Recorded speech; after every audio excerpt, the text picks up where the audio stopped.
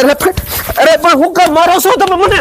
અરે બા ઉભા રહ્યો, હું કામ મારો છો? કેમ મારો છો એને?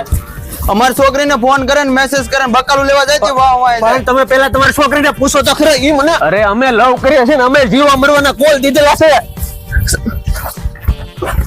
હાલો આ લીમડા લઈ જાઓ, લીમડા બાંધી જો, લીમડા બાંધી જો.